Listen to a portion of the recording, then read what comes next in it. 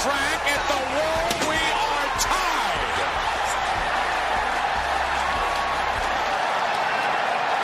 Look at this. He's slammed it. I don't believe it. I don't believe it. Armstrong with a big leg. Over for the cover. It's over. Unbelievable. High fly ball into right field. She is gone. Awesome. He got it. The starter. Mike Tyson in. Austin is the champion. Stone Cold. Stone Cold. Stone Cold. Now the 2-2. Well hit down the left field line. Way back in. Touch a ball, Drew. You'll never hit a bigger home run in your life.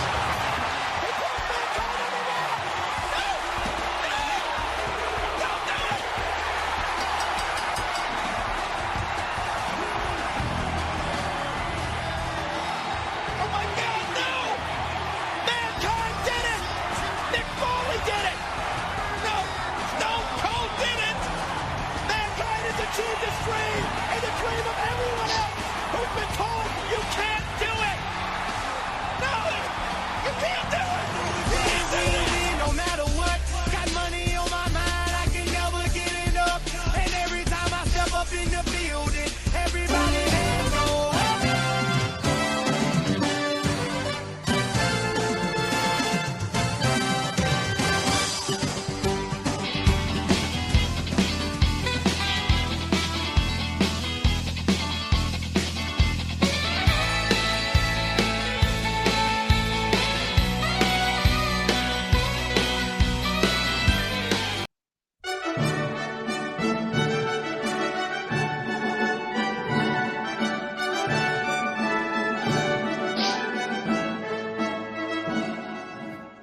You're gonna watch WWE WAR whether you want to or not. What's up, Marcus? Oh, I'm glad we could work that in, man. Yeah. That should get at least +3 as far as I'm Right. concerned. Just wait. Your points are gonna be flowing tonight, my friend. It's gonna be like Dave Meltzer in the Tokyo Dome tonight. The Snowflake's gonna be all over the place. WWE WAR, it is your sabermetric style nerd out look at every WWE pay-per-view in history. We are starting a new season tonight, so it's always a jovial time here in the WAR studios. I'm JT, that's Marcus. If you're new, what we're doing is we're watching every WWE pay-per-view ever in a season format. So our seasons run from the pay-per-view following WrestleMania to the next year's WrestleMania. So this season, 1992-93, that we're starting tonight, is going to kick off with SummerSlam 92, as you could have guessed, and is going to end with WrestleMania 9. So our last season, similar format. We started with Extreme Rules, 2011, ended at, not 2011, 2015, ended at WrestleMania 32. So we've been moving through these seasons. It's an exciting time, of course. We break down every show with various categories, and we base everything on the concept of replacement level. So if you think of the most average, basic replacement level thing is a flat line. Anything we like better than that gets 1 or 2 or 3 points extra. Anything below that we think negatively detracts from the show, we take away points. We also watch every match. We grade every match. We take a composite score of my grade and Marcus's grade. And then if you consider 2.5 to be a replacement level match grade, whatever is above or below is kind of how that nets out. So if our combined score is a 3, that gets a 0.5 plus on that match. We tally that all up. Marcus, do you want to quickly run down the categories that we discuss as well on this show? Absolutely. Let's go through it. We start off with build, then commentary, atmosphere, notable moments and importance, our match grades like you talked about, card structure, rewatchability, and all-time matches. And JT, for those that don't know, an all-time match for us is anything that we both agree is 4.25 and above, or for a minus, it is anything we both agree is 0.75 and below. Yes, sir. All right, so we are going to kick off a brand new season tonight, and as we mentioned, we're going to start with SummerSlam 1992.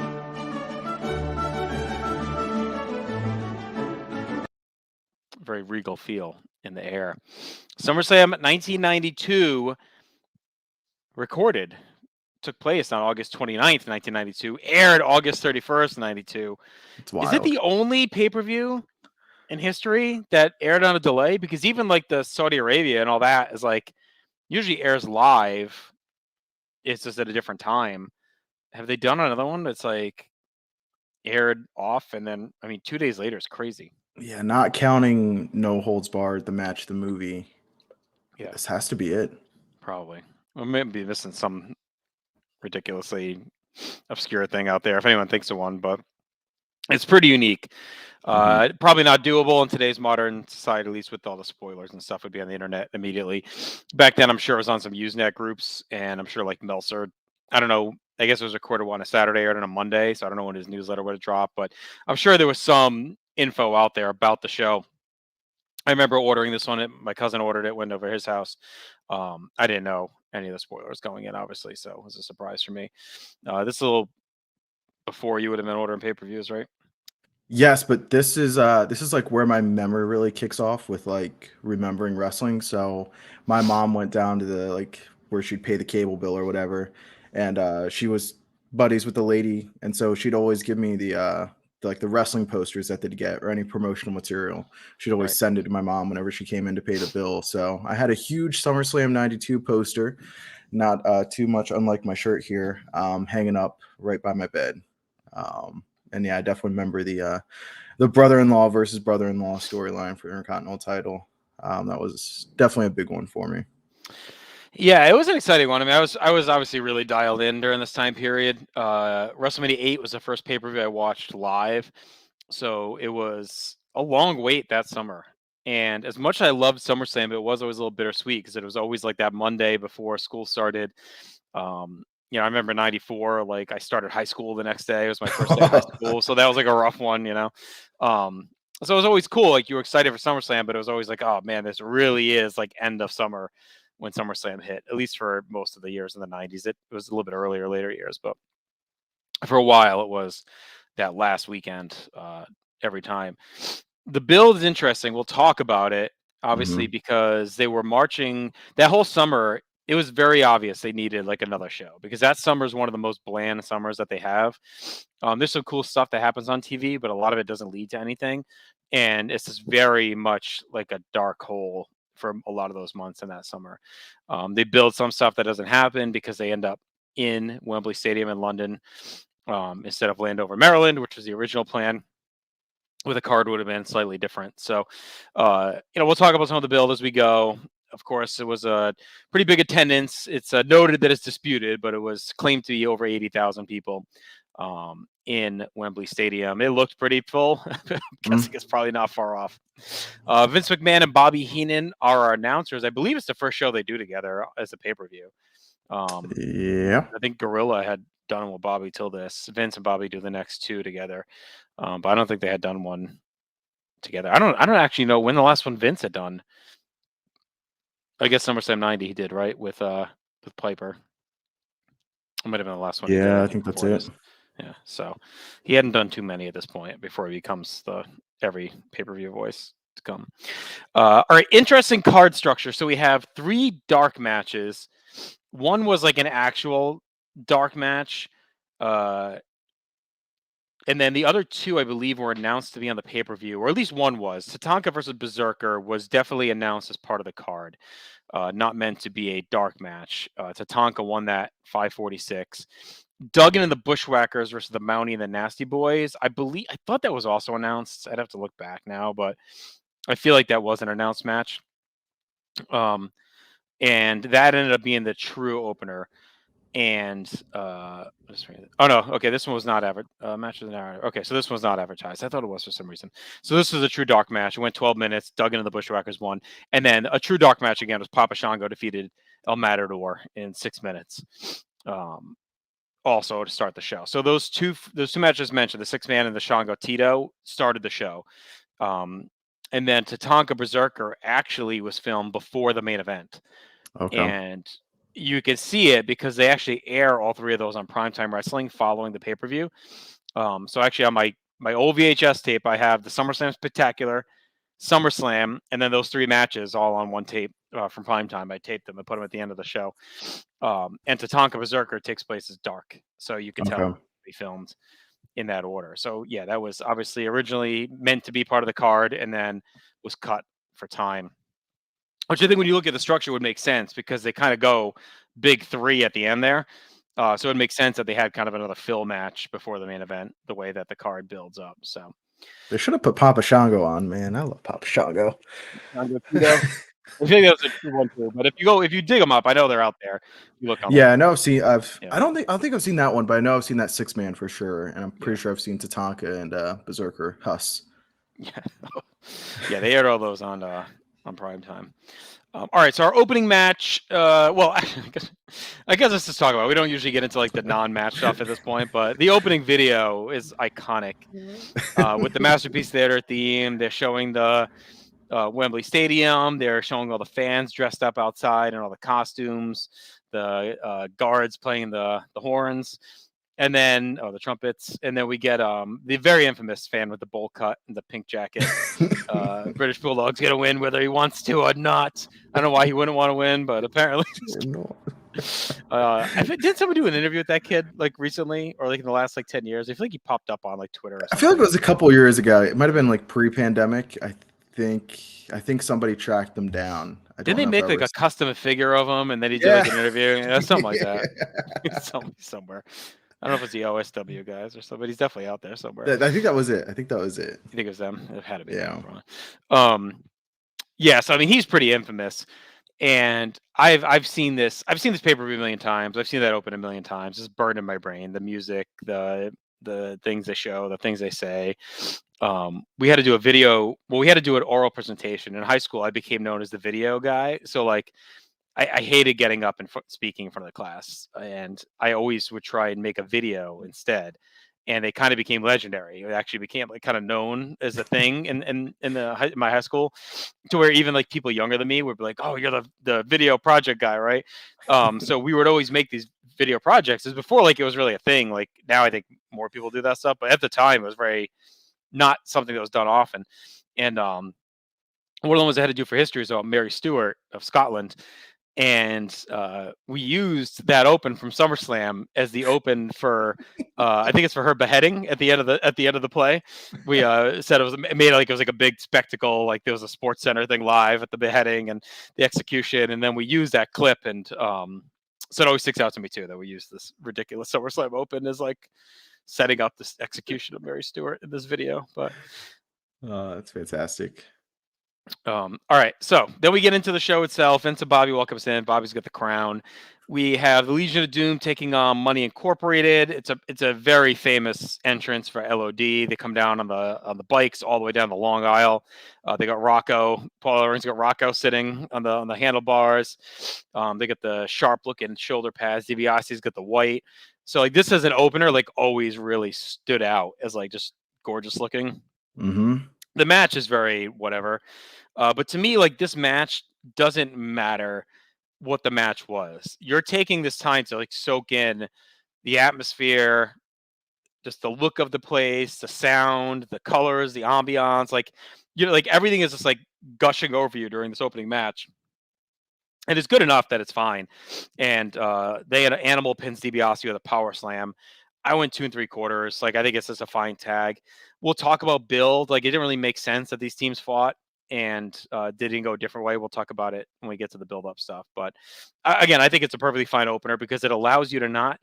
It wasn't something where you had to be super invested in a storyline or the match. It was just like going on, and you could really just enjoy like what's going on around you. Yeah, the pageantry is a 10 out of 10 here right off the bat. I feel like that's really what they're selling with getting these characters out that everybody knows to start the show and are wildly popular. I think our friends over in the UK could probably help us out a bit, but this is like a really big boom period over there. I think like they just started getting WWF programming around this time. So like, it's just electric, man. It's an awesome opening. It's, I'm right there with you. 2.75 for me. Nothing else really to add, but yeah, the pageantry, the white trunks DiBiase, LOD with the gold, everything is just great here. So our next match after that is Virgil taking on Nails.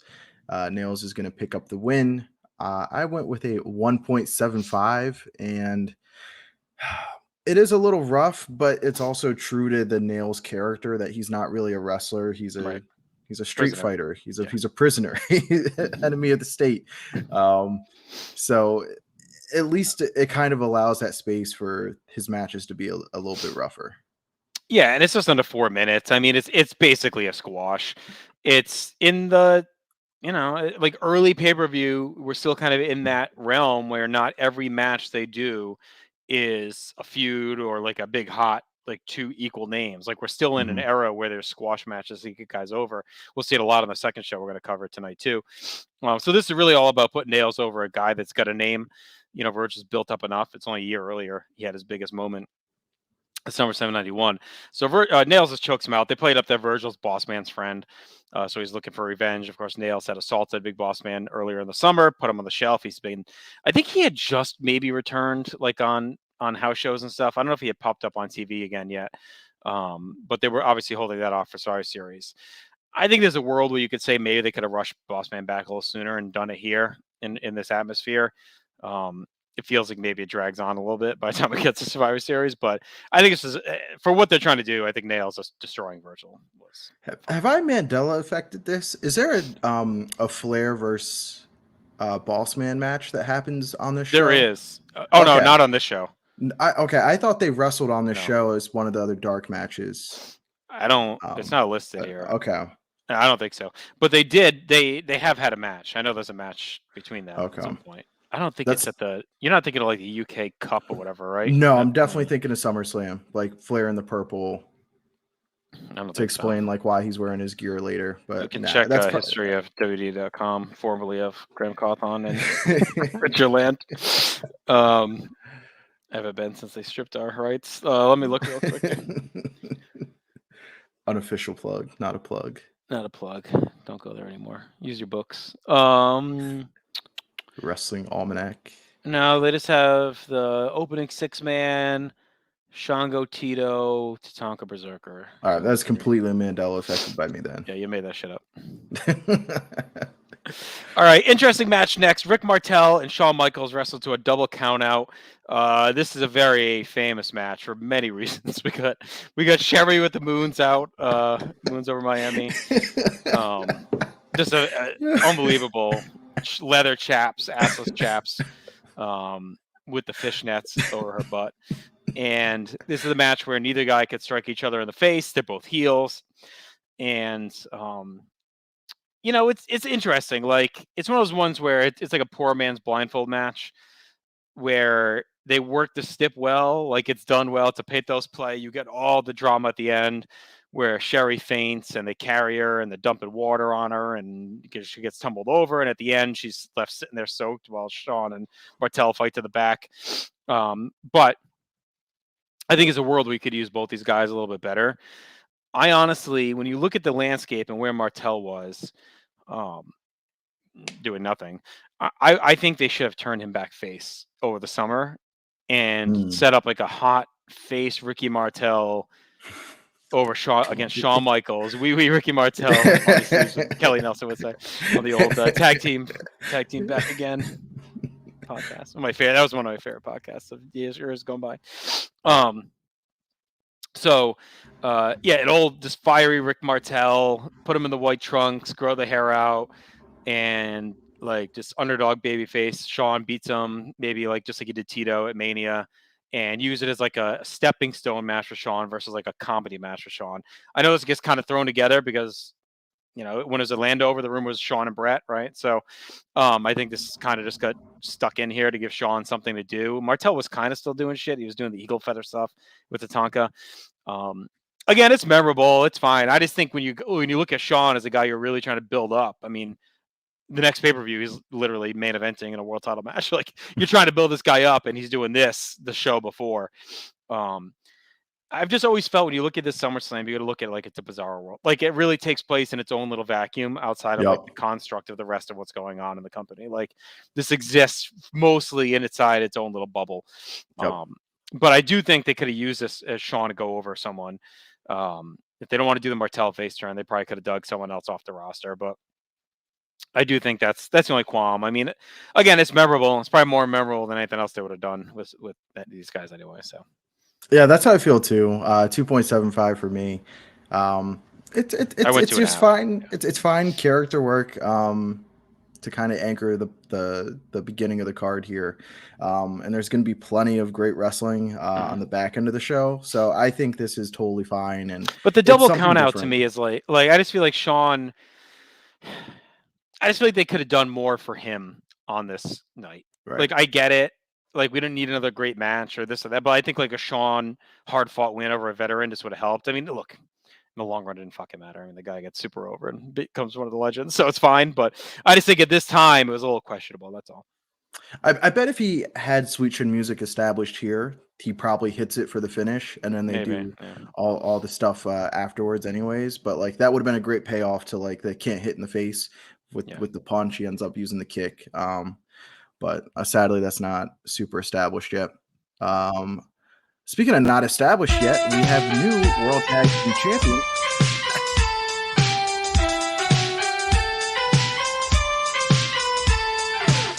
To the rope.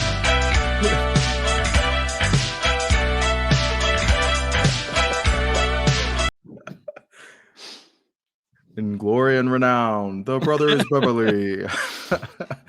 Oh man, we've got our new World Tag Team Champions of the Natural Disasters defending against the Beverly Brothers. The Disasters are going to retain. I went with 2.75. Kind of seems to be the theme for 3 of our 4 matches so far. They're right around that 2.75, 2.5 range. Now Beverly's could work. They gave the Disasters a pretty decent match, but again, this is just like you're just kind of giving the people. I want to say maybe a little bit of like a cookie cutter presentation to your main characters, but the people eating it up, man.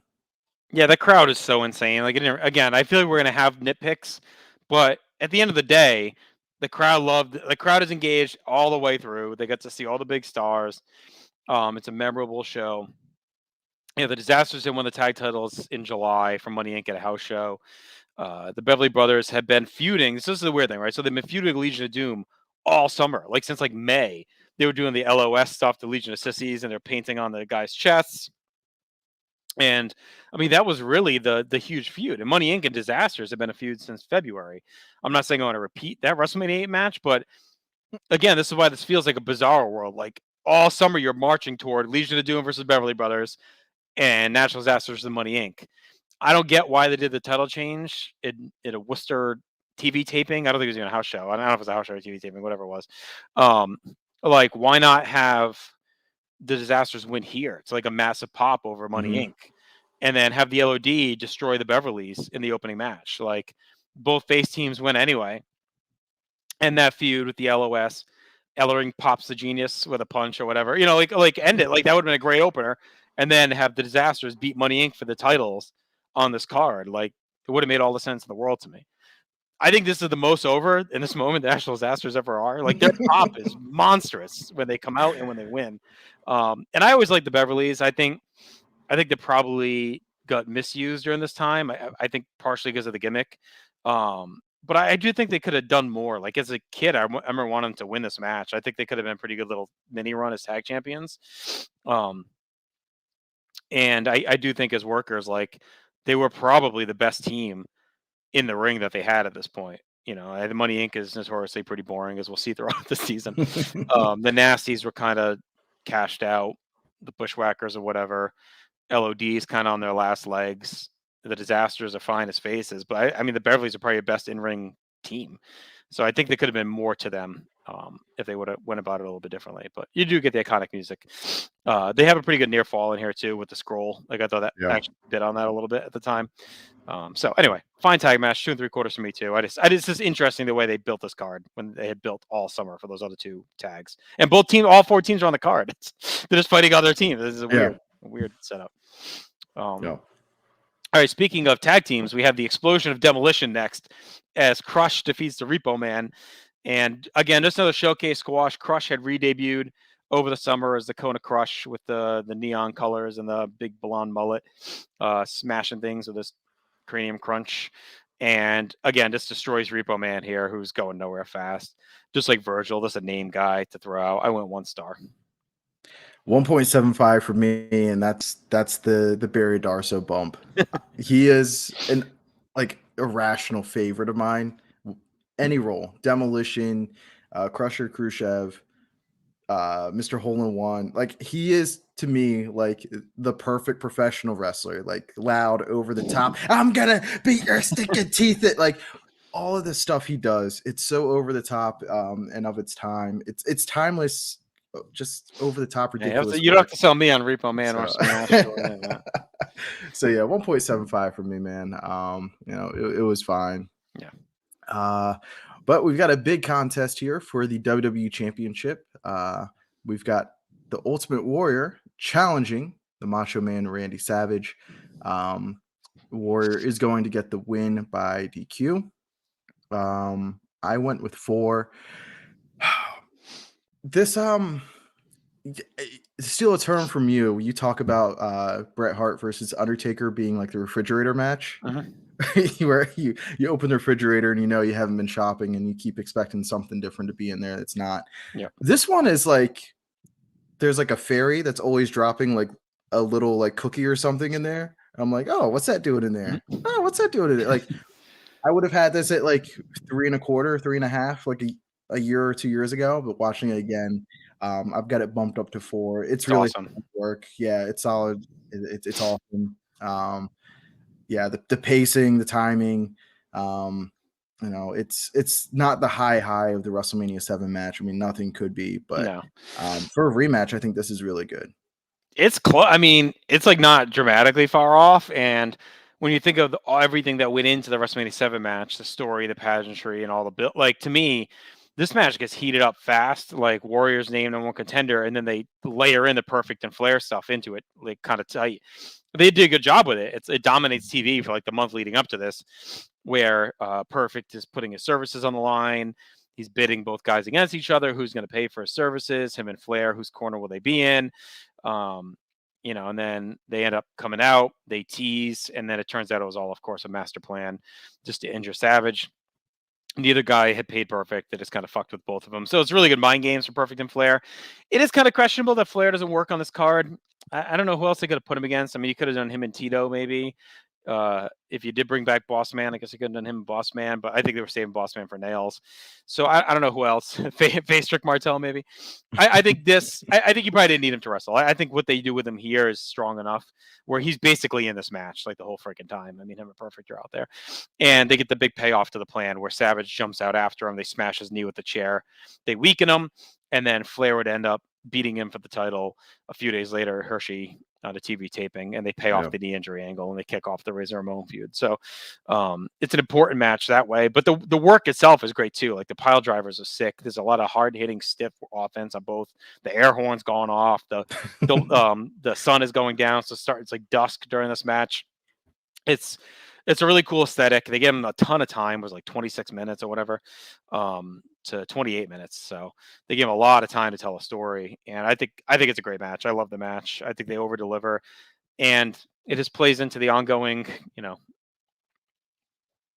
Ultimate Warrior, right? Every big match that guy's in like delivers. At some point, he's not getting carried, right? I mean, he's one of their best ever big match workers who just delivered every time they rang the bell on a major pay-per-view outing. He cashed in on it. So 4 for me too. It's a great match. All right, next we have Undertaker and Kamala. Kamala had come back over the summer. Harvey Whippleman brought him in, and I don't know, just attacked the Undertaker. They kind of built up off of it. But again, this was weird because they spent all summer working toward Undertaker Berserker, where Berserker tried to stab him with the sword and all that. Yeah.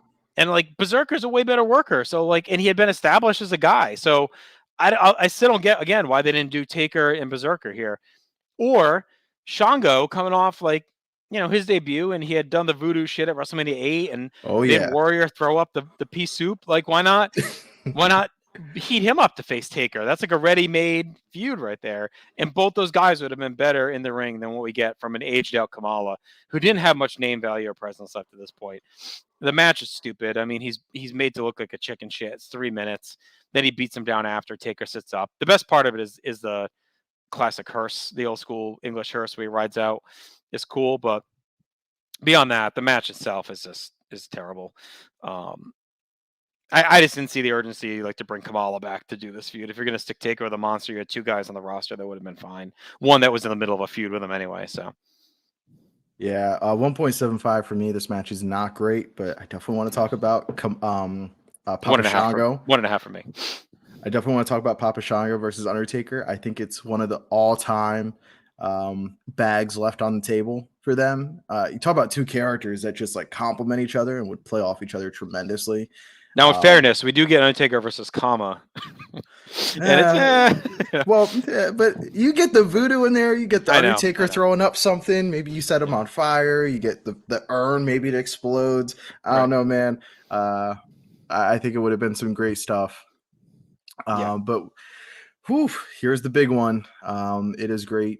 It is for the Intercontinental Championship as the hometown hero. The British Bulldog is going to win whether he wants to or not by defeating Bret, Mr. Hitman Hart. What a tremendous match. All-time great finish. The stories are out there from Bret of and other people have collaborated these stories or it's not really. I don't think it's like hard to look at it and just kind of believe it. Yeah. It's an all-time great carry job. Not that Bulldog wasn't a really good worker, but on this night he definitely needed his hand to be held. It's a full 5 for me.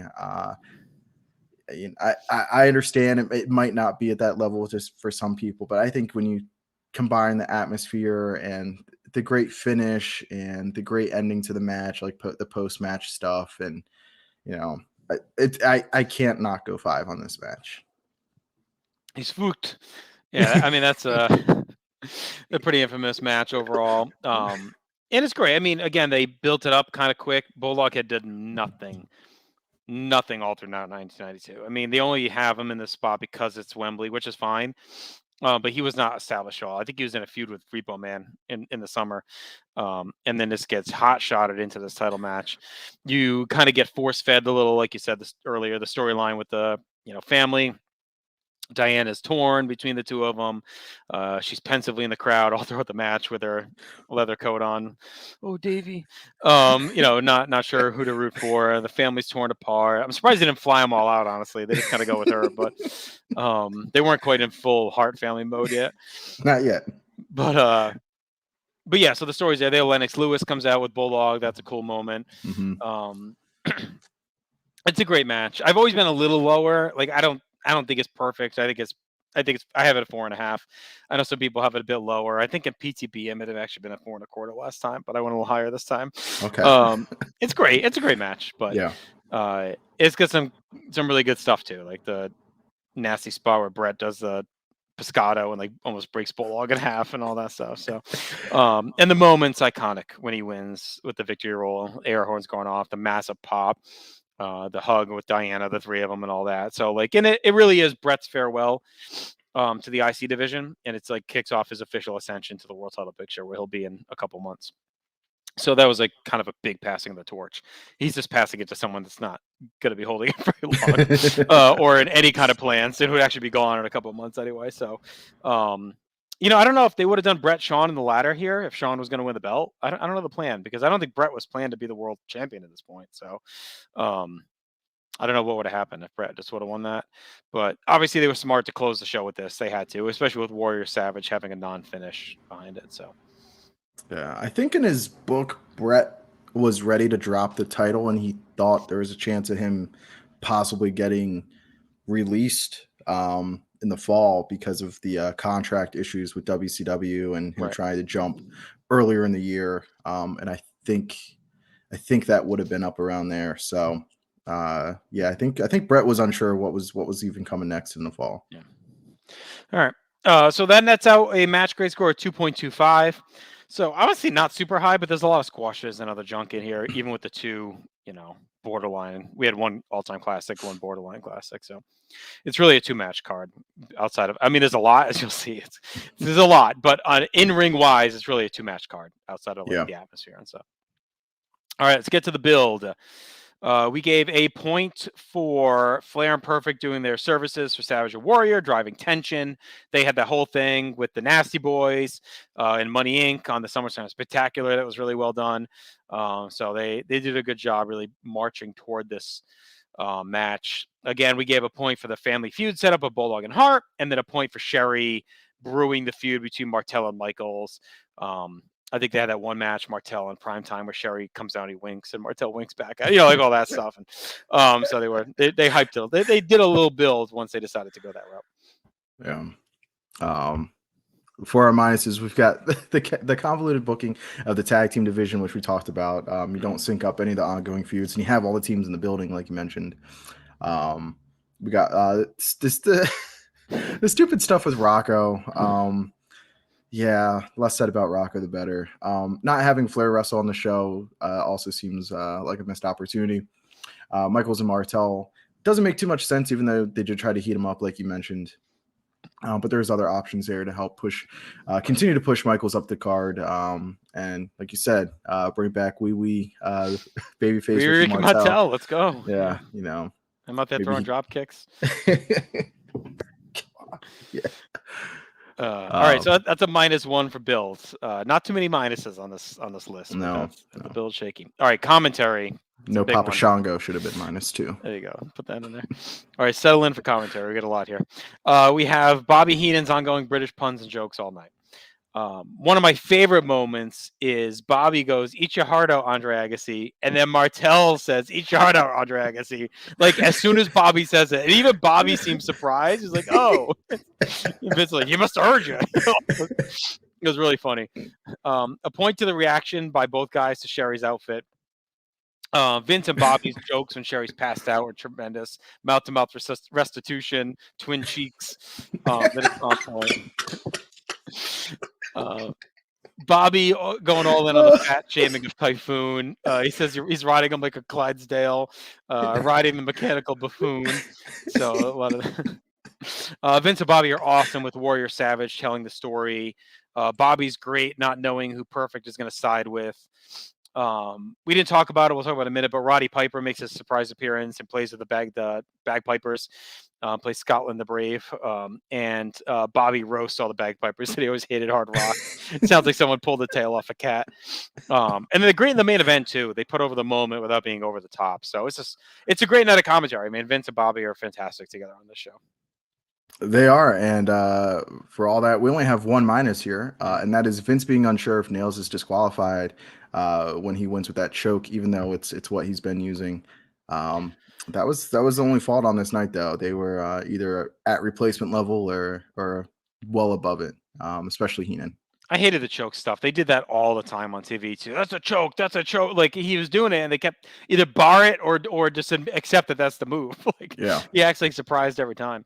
So that's a +9 for commentary, and this is where the big bag's going to come, Marcus. Atmosphere. We give a point for the amazing opening package with the masterpiece theater music and all the thoughts from the fans. A point for the all-time location and atmosphere. We gave 3 points just to this being so unique of an atmosphere and location. The sun slowly setting for the big matches. So we gave it 3 for all that. A point for DiBiase's immaculate white tights. A point for just LOD with their smoking entrance coming on the motorcycles, like you said, with the gold arm plates on. We gave a point for Martel having the classic Wimbledon outfit on, which is great. A point for the National Disasters pop when they win. We talked about it earlier. It's just insane. A huge pop for Crush's win. We gave a point for that. A big point for the Warrior entrance. A point for Savage's entrance. This is really his one time as standing alone as world champion when he comes out. A point for the intense atmosphere and engagement all during Warrior Savage. Just constant cheering back and forth. The chants, the air horns are great. A point for the massive pop for Undertaker, a point for Bulldog's entrance, and a point for the Bulldog celebration at the end. So just the atmosphere. I mean, anyone who watches the show or knows about the show knows the atmosphere is going to crush on this one. Yeah, yeah. This is one of the top atmospheres I think we'll ever do for the project. In our minus section, once again, we've only got one here, and that is Nails and a couple other guys not getting entrances. Nails, Repo Man, the Beverly Sisters, Especially with the Beverlys with that music. mhm. How do we not get that music? All that glory and renown. Not fully on display, but that's it. And JT, I think that takes us to a war of 14 for atmosphere. All right, yeah, that's a lot. Not a surprise. All right, Salk moments. We gave a point, obviously, for the British Bulldog's going to win whether he wants to or not. I mean, that's one of the most famous moments of the show. A point for Bobby with the red jacket and crown. A point for the Legion of Doom on the motorcycles. A point for Sherry's outfit. A point for Martel dousing Sherry with the water to ruin the ruse. A point for Flair and Perfect messing with Savage and injuring him to set up the title change. A point for Roddy Piper playing the bagpipes. A point for Taker's entrance on the hearse. A point for Lennox Lewis coming out with Bulldog. A point for Bulldog winning the IC title. And then a point for Kamala making his WWF pay-per-view debut despite being around forever at this point. Yeah. For our minuses, we've got the no hitting in the face stipulation and all the antics with Sherry, kind of weighing down what could have been a really good match, especially if they would have turned him babyface. You're all in on that now. Yeah. We Ricky Martel. I'm all in. Give those feathers back and let's go. And another one is Kamala. He looks like a giant wimp, despite being hyped as a legit threat to Undertaker coming into this, like running away and tripping over himself and stumbling. Like yeah, stupid. All right, so that's a 9 for moments. So some big numbers in the last 3. 2.25 for match grades. We talked about that. Card structure, we give a point to start hot with Legion of Doom on the motorcycle. Is a great choice. A point for closing with Bulldog and the IC title when they didn't have to. A point for the RC. We did 1 point for closing Bulldog. Then we gave 2 points for closing with IC title match when they didn't have to, and it was a sharp move. So basically a 3 for that decision, which is a big time decision. A point for the good use of the Nasties promo to further Jimmy's complex tag team situation. Even though they're not on the proper show, they do an interview with them, and they're kind of rustling Jimmy up about to get a title match and whose team is he, because he's managing them. He's managing Money Inc. There's like a lot going on right now in his stable, so they do a good job of kind of putting over all the balls that Jimmy's balancing. All right. For our minuses, we've got some announced matches not airing. A lot of squashes on the show make it not feel like it's the second biggest card of the year. Mm-hmm. The Beverlys not really being heated up as believable contenders. And while well executed within the structure, the Flair Perfect stuff felt like a big giant bait and switch, which you really don't want to do for your WWF title. And then even with the storyline having the count out, finish the world title, that hurts. Oh yeah, yep. And then Taker winning by DQ after a count out. Again, shaky. So that all nets out to a -1 for card structure. It's one of the shakiest parts of the show for sure. The way they kind of, and they had, I mean, the thing is they had 2 days to like kind of piece this together. Like I know it's tough with the light going in and up and down, so they couldn't like put Taker Kamala earlier or anything like that. But maybe there's a couple of things they could have done to tweak things around. Yeah. All right, rewatchability. We gave a point to Flair's promo, which is great. Where he finished with, he's in the dressing room of the winner. It's a great promo from Flair when he's teasing where Perfect is. A point for Martel throwing the water on Sherry. A point for Bulldog celebration. A point for Savage's pile driver, which was awesome. And then 2 points of the great camera work on all the entrances. Basically, just all the entrances are rewatchable on their own right, and they are because they've been used on a million video packages and everything else. All these entrances. So, for our minuses, we've got Diana's brutally awkward pre-match promo with Mooney, and is this worse than his Donald Trump interview at WrestleMania 5? This is pretty bad. It's really bad. Diana's like she's like so nervous and a mess, and he's trying to walk her through it. And like it's so loud around her, so you can kind of barely hear her as it is, Well, it's been a lot of work. I've been hard on the family. But that's a +5 rewatchability. So obviously a lot there. We get 1 point for all-time match. That's Bret Hart versus British Bulldog. And Marcus, that brings us to a total score of 38.25. And that ties, believe it or not, SummerSlam 99. We have a tie at the top. Wow. Crazy that it was exactly the same, huh? That's nuts. The Not even a quarter SummerSlam's point off. the SummerSlam's been faring very well. Yeah. There's something in the water there. But yeah, 3 out this of our was top 4 now are SummerSlams. unbelievable. Did you think the show would finish this high? I figured Afterwards? once we nailed down our grading system, it was hard not to. I mean, we give so many points to moments, to atmosphere, rewatchability, like it had all that in spades. I mean, every match has like an incredible moment or atmosphere around it. So yeah, I figured it would do pretty well. It's just funny because Aaron did that infamous SummerSlam project like probably almost 10 years ago now, where this finished last.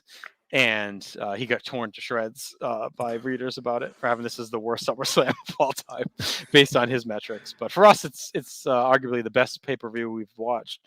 Our tiebreaker was best match, right? Yeah, so SummerSlam 92 is officially our number one show now because of the classic. SummerSlam 99 doesn't have that. So there you go, new number one tonight, buddy. Wow. SummerSlam 1992. The also now highly controversial, perhaps SummerSlam 92, or maybe now SummerSlam 99 is not so controversial now that we got another one up there. Correct. All right. Let's move on to our second show tonight.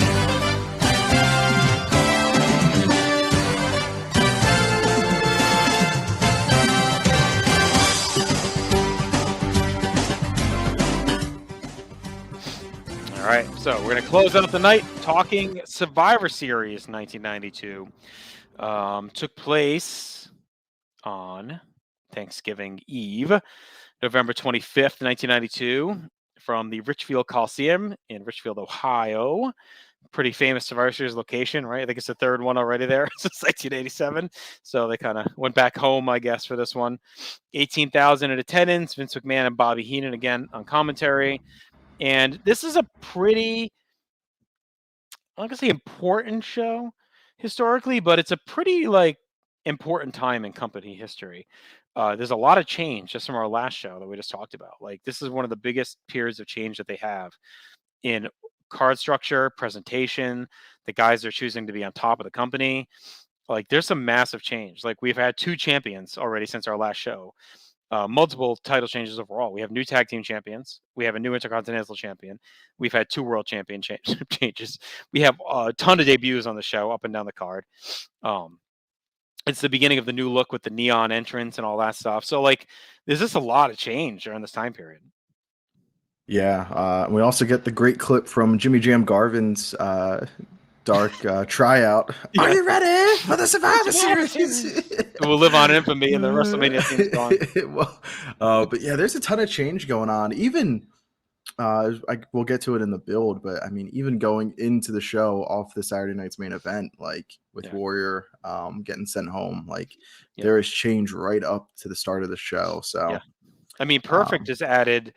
It's like what, 9 days before, if that. Yeah. Because this is a Wednesday night. I think it's the Monday the week before that they changed the match. So it's like 10 days before.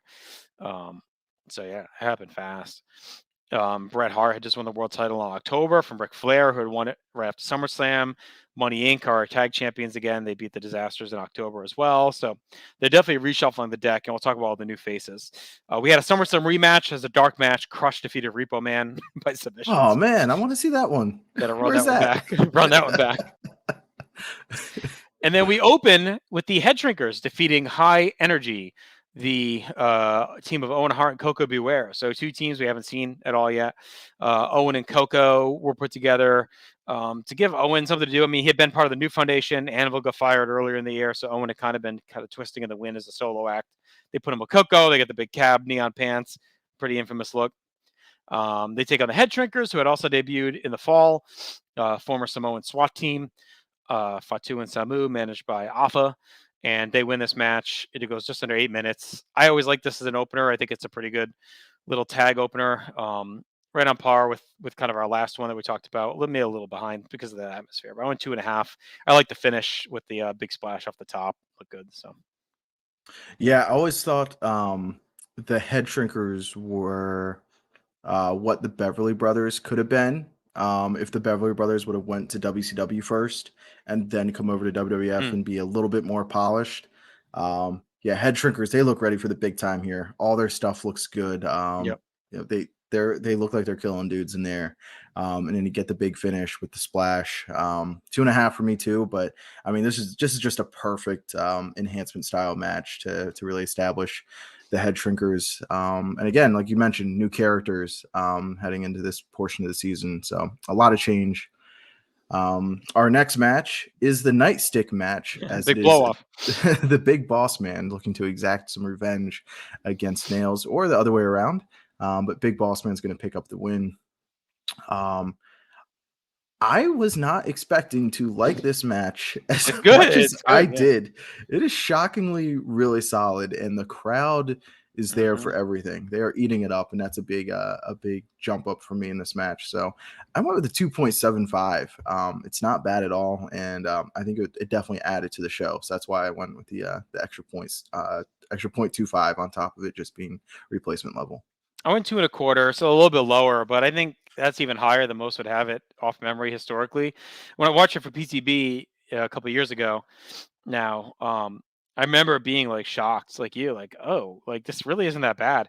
I feel like everyone was expecting just like A is nail, so it's like already downgraded in your mind. And then B, I think you expected something more violent, maybe because like the Mm. beatdown was so violent. But it actually is pretty stiff. Like they really do punch the shit out of each other. And once they get the nightstick, like yeah, it's not in the finish, but they do a couple hard shots with it too. Like they really lay into each other. They probably didn't help themselves by Mooney giving like the dire warning before the match, where he's like, like you might not want to let your kids watch this, and it's like they kind of set the expectation bar high that maybe it's gonna be like super violent.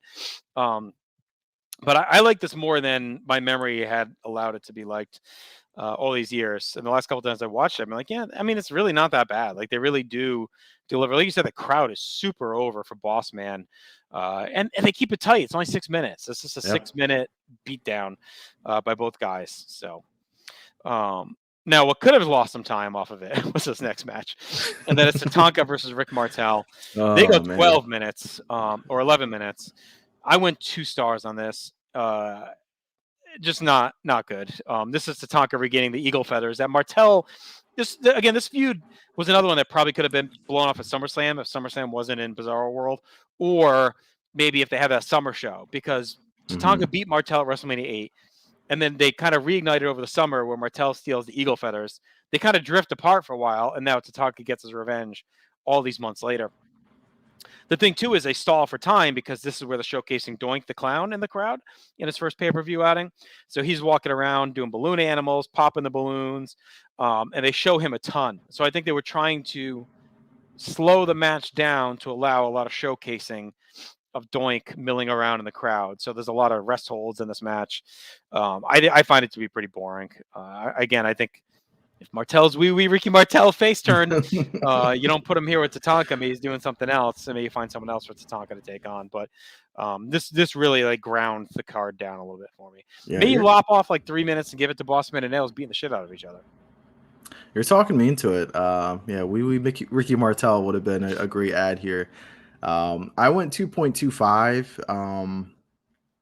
Structurally it's okay, but it's just too long, like you said. So I didn't dock it as much, but it is way too long. And I think having Doink out there, even though we both love Doink, I think having him out here when you're still trying to establish Tatanka in that first year as like a guy, this isn't the place for Doink. I think later on the tag match would have been a better spot to have Doink out there, but the Survivor Series tag match. But that takes us to our first major match of the night. I guess our first main event, and that is Macho Man Randy Savage and Mr. Perfect defeating Ric Flair and Razor Ramon. I went with a 3.5.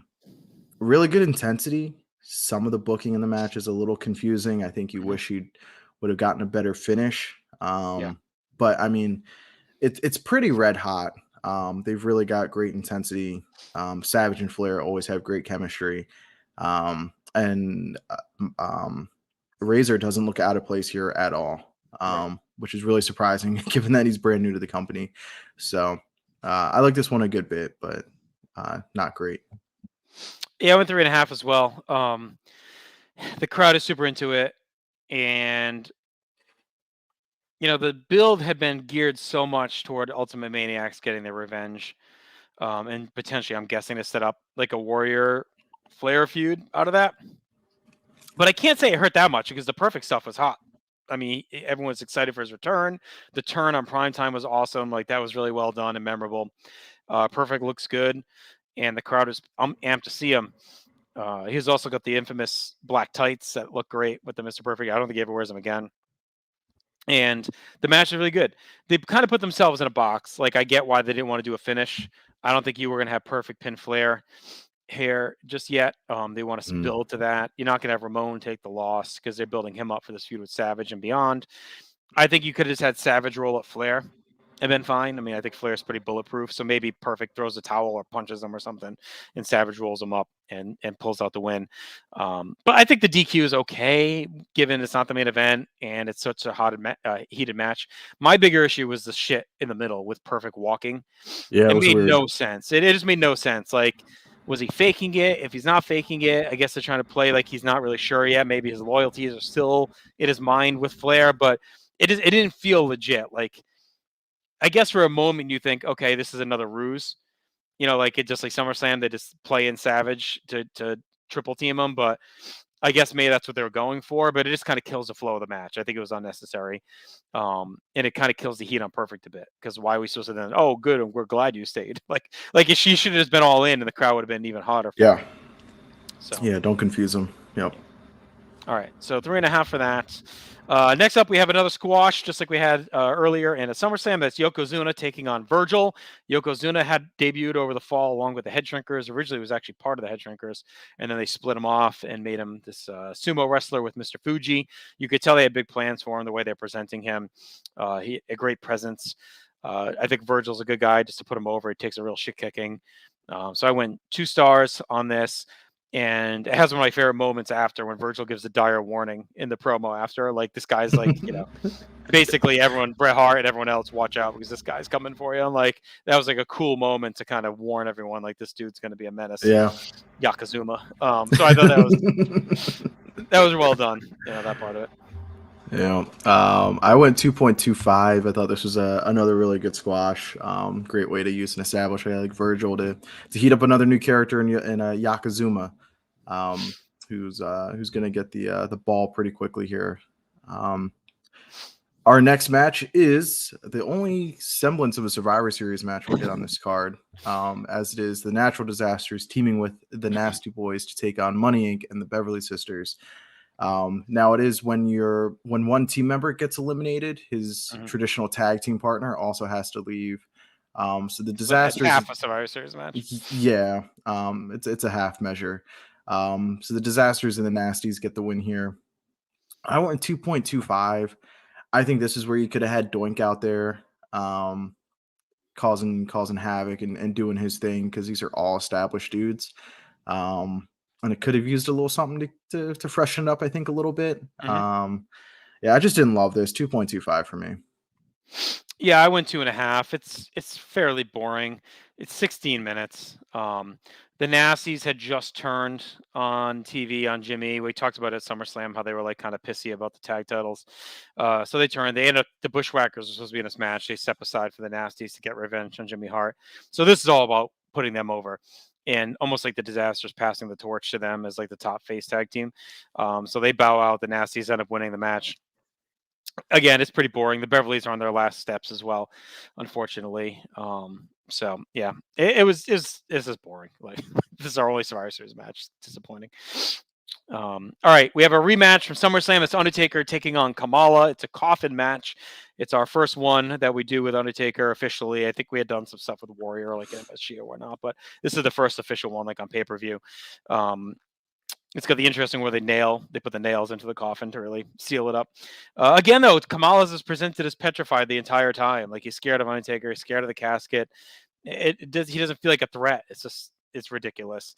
Again, it's short. It's only 6 minutes ish. I went 1 3/4. It's just like a waste of Taker for 2 shows with this stupid Kamala feud. And then Kamala's killed after this. And like we'll talk about it on our next episode, like where they go from here. But he's basically dead as a top heel. Yeah, 2.25 for me, but a lot of that is just nostalgia based. Like I love this match. I remember trying to get my granddad to like build me a little coffin for my action figures. Yeah. So yeah, this one I couldn't take the nostalgia glasses off for. But again, it's not great. It's terrible. And yeah, RIP on the hammer was a, a cool touch. Yeah. So that takes us to our main event. It is for the WWE Championship as our Intercontinental Champion, Shawn Michaels, challenges our champion, Bret the Hitman Hart. I went with a score of 4 for this match. It's just really cool to see these two guys be able to go out there and have a different kind of match than what we're used to in a WWE main event at this point. It's a lot of limb work. Bret isn't at the point yet where he kind of figures out his main event style match. And I think that's why, like the SummerSlam match, this match, we'll get to his Royal Rumble match in the next episode. They're all just a little bit further down from the stuff he does in like the mid 90s. But still good enough for 4 for me. I went 3 3/4. I was a little disappointed, honestly, this time through in this.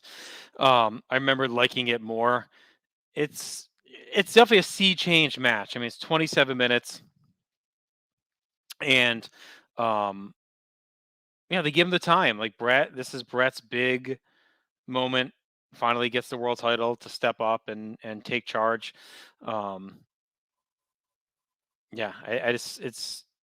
It's just missing something, and I think they'll figure it out in the future, right? It's just missing a little something. But to me, it's more about the importance of the moment and the change that they go with these two guys to close the pay-per-view, champion versus champion. The future, it felt like very much like okay, this is our new. Not to use the new generation thing, but it basically felt like they were saying, okay, we're on to the next thing now. Yeah. So it was a very well worked match. We hadn't had something like this close a pay per view ever at this point.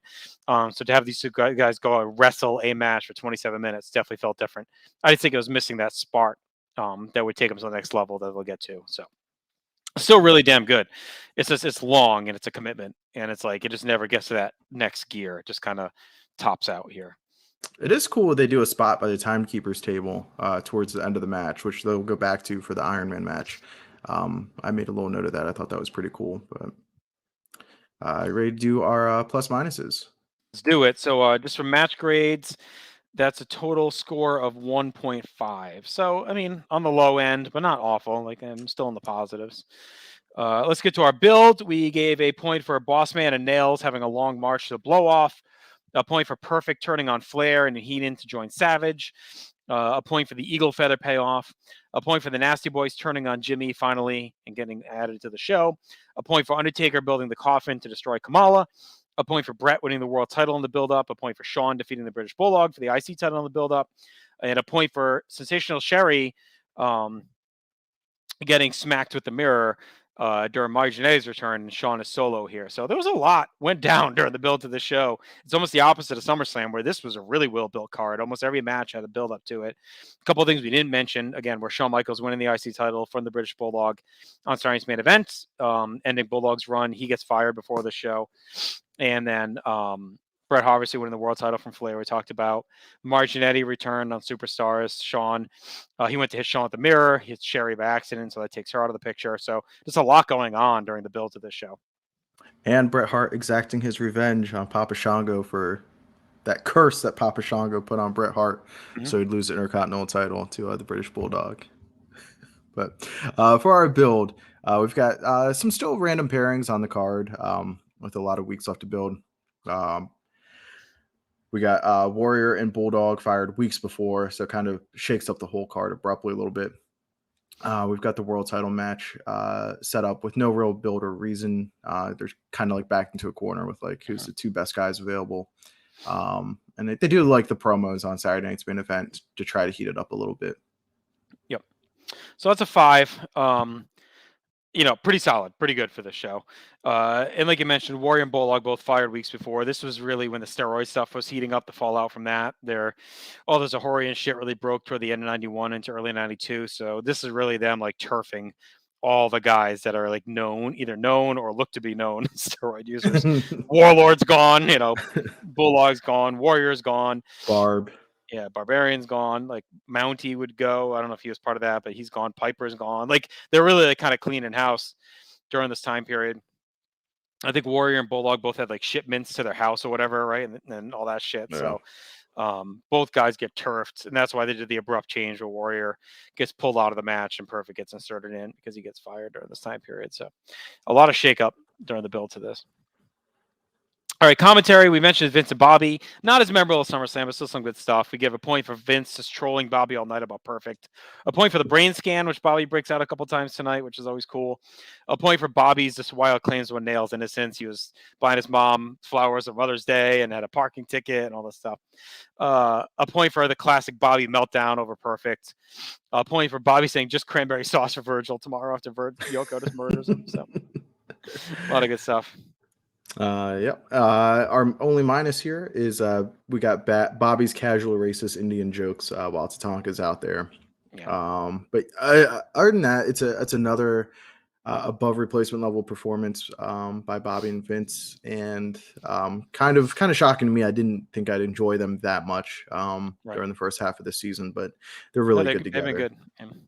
All right, atmosphere. We give a point for the classic Survivor Series theme song to open the show. A point for the reaction and awe when the head shrinkers hit the finish. The crowd was really into that. A point for the crowd's reaction to Boss Man through the whole match. A point for Razor and Flair and their great matching purple coordination. A point for Savage's big pop. A point for Perfect's pop. Always a point for Ted DiBiase when he's wearing the white. And then a point for Taker's entrance, rolling out the coffin. So another good atmosphere show. Yeah, I might have cut you off earlier doing commentary. The WAR for commentary was 4. Yes. And our minuses for atmosphere, no real big set or special feel. It's just the basic neon set in that basic arena. We got Martel and Tatanka going way too long, plus just Doink out there distracting the fans, and commentary. It all just quiets the crowd down that had otherwise been pretty hot. But that is it for us for atmosphere. All right. Notable, and that's a 6 total for atmosphere. So good scores. I mean, 5, 4, 6 so far. So the show's looking sharp. Moments. The Head Shrinkers debut. Doink debut. So that's 2 points. Mr. Perfect's return to action after a long layoff. That gets a point. We give a point for Tatanka getting the eagle feathers back. A point for Mr. Perfect in the slint wank black tights with his name on it. It's the only time he ever wears them. A point for Yokozuna's debut. A point for the first ever casket match on pay-per-view. A point for Bret Hart's first ever world title pay-per-view defense. A point for Shawn Michaels' first ever IC title match. Well, I guess it's not really defense, but whatever. First pay-per-view is IC champion. A point for the first ever Bret Hart Shawn Michaels pay-per-view match. And a point for Bret Hart celebrating with Santa Claus in the snow, which is a pretty infamous scene. That is great. Our minuses for noble moments and importance. It is Sean Mooney warning of incredible violence in the Nails Boss Man match that underdelivers. And Kamala's run being cut really short as he's no longer any kind of threat to anybody. And it's very decisive too. Yeah. Yeah, he's cooked. All right, so that's a 9 for moments. So again, show's doing well. 1.5 for match grades. Card structure, we gave a point for opening with that energetic tag, a point for closing with the world title, a point for main eventing the tag match in the middle, splitting the card nicely, which is kind of their trend in 92. They did it for all the 3 big shows. A point for the establishment of the new generation, long mat-based athletic match on top with other, even though Savage isn't a young guy and Flair, they're kind of there to like bring Ramon up and reintroduce Perfect, who's still got some mileage left in the tank. So it's a nice blend of veterans, new faces, up and down the card. Yep. For our minuses, as we talked about, combining Doink, messing with the fans during the long rest hold periods of Tatanka and Martel just slowed things down a lot. Only one classic Survivor Series match, and it isn't even a traditional one. We went -2 there. The silly DQ finish to the huge main event tag in the middle of the card.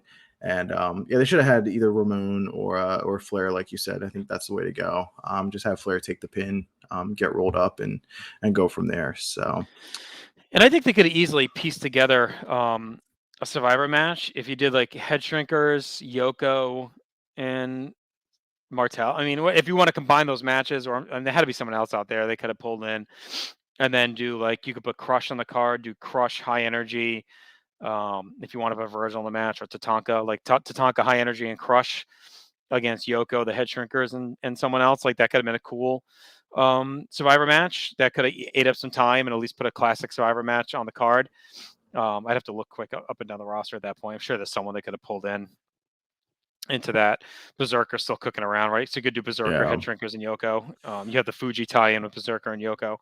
So you could do that. And then, again, High Energy, Tatanka, Crush was like a pretty cool team. So, and you have Yoko still survive. You could have Tatanka brawl to the back with someone, like if you don't want to have him get pinned still, if you want to keep him undefeated, and have Yoko stand strong. But if you wanted to add another Survivor match, that's all. Like there's ways to do it. You could have even done something with Savage. Once Warrior left, like you could have done something with that, like Savage, Perfect, Tatanka, and Crush, right? Against like that would have been good. Flair, Ramon, and the Head Shrinkers, or something like that. Maybe Flair, Ramon, and the Beverly Brothers, if you want to keep more of like kind of a purple regal look, or even Money Inc. could have been there. So I mean, there's different ways you could have went about it if you wanted to add more Survivor Series flavor. Yeah, I think that's a move, putting Money Inc. in that match, making that a traditional Survivor Series match. And then you could do the Nasties. You could do Savage, Perfect, and the Nasties against Flair, Ramon, and Money Inc. Like that's a big time Survivor match right there. Dump the other teams, dump Disasters and Beverly's off the card, and then maybe add the other one too with Crush and the Head Shrinkers and Yoko. And then now you have a couple of classic Survivor Series matches: Brett showing the clothes, Bossman Nails. You know what I mean? So you still get some other stuff in the show. So. All right, so that's a 0. It's a wash on card structure. Rewatchability, we gave a point for the perfect Teen breakup because I showed the whole thing from prime time on here. A point for Flair Ramon's promos and Savage and Perfect's promos. They're awesome before the match and after the match. They're pretty great stuff. Just some of the best during this era of those guys. We also gave a point for Perfect jamming the chair in Flair's face during the figure 4. He really caught him nasty right in the face with the chair. So it's a great spot. Yeah, it was gross. Speaking of gross, we got Alpha devouring a turkey, and a Perfect debating walking out in the match was forced and not needed at all. Speaking of turkeys, Perfect also has a little turkey, mini turkeys during that second promo where they're throwing them around. They get the weasel turkey or whatever for Bobby. No all-time matches on either way, plus or minus. And Marcus, that brings us to a total score of 27.5. Wow. Are you surprised that this is now a top 10 show? I believe the numbers. It doesn't feel like a 27.5. It doesn't feel like a top 10 show necessarily, but it does have a lot of stuff happening. It's a lot of debuts. The matches are pretty decent for the debuting people. The match on top, really the two big matches deliver. They're both 3.5. One's 4 for me. And commentary, that's another one. The commentary is not taking away. I think that's something we're seeing compared to things from the last decade or so in real time. Commentary is not taking away from these shows, and they're even adding. So I think that makes a big difference. I think it's one of the more surprising ones, honestly. Like I don't think I would have pictured this being top 10. I think I would have thought it was doing fine. Like I think I would have thought maybe top 20 in there somewhere, like maybe finish at like 18 points, not like 27 points. But it's just we've seen in our system. It is anything that has moments, a great crowd, some good build, like that's what does well. Like we're just more than match grades. And that's led to these back end of 92 finishing very high on our list. Tonight we finished with 2 top 10 shows. Wow. On this might be one of our best things we've done, honestly, when you look at it overall. All right, let's run down our top 10 here. What do you say? What do you say? What do you say? I'll start off with number 10, and that is the Survivor Series 1992 that we just talked about with a WAR of 27.5. All right, our 9th best show is NXT TakeOver New York, 28.25. Royal Rumble 2000 with a 28.5. Money in the Bank 2011 at 28.75. Royal Rumble 2016, One vs. All, with a WAR of 32. WrestleMania 21 with a 33.5 in 5th place. Coming in 4th is SummerSlam 2015 with a WAR of 35.25. Our 3rd best show, Royal Rumble 2005, 36.5. 2nd, with a WAR that's tied for the top spot, it is the SummerSlam 1999 with a 38.25. And our new number 1 show, SummerSlam 1992, 38. 0.25. So big night for us. SummerSlams now again make up 3 of the top 4 spots. SummerSlam and Rumble make up what 8? 1, 2, 3, 6 of the top 8 of the Rumble or SummerSlams. So we'll see on our next episode if that continues with that trend. It was a big night for us, buddy. We kept pondering what would be the show to get to that stratosphere of SummerSlam 99. We didn't know if it was going to be a forever outlier that nothing touched, but we had our last few episodes here, we started to find ones that are getting close. And one that finally passed it. All right, so we'll be back in 2 weeks. We're going to actually wrap up the season already. We started it tonight. We're going to wrap it up next episode with Royal Rumble 93, WrestleMania 9. We'll do our season-ending awards, and it'll be on to the next one. So sure, check out everything we have here at the North-South Connection. A lot of video content, a lot of audio content. Everything's at northsouthconnection.com. Follow us on social media. We're on Twitter. We're on Facebook. We're on TikTok. We're on Instagram. We get everything coming at you. If you're interested in hopping on a show or sharing feedback you want us to read on air, be sure to share that with us as well. Spread the word. We appreciate your support and continue to live your life above replacement level. Talk to you soon.